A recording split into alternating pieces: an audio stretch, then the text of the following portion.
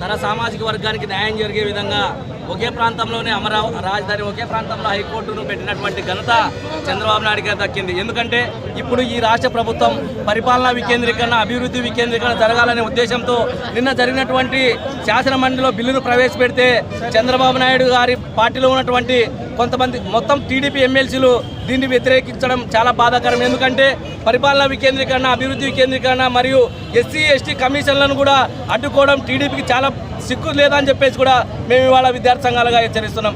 ఎందుకంటే రాయలసీమ ప్రాంతం తరతరాలుగా అన్యాయానికి గురైంది.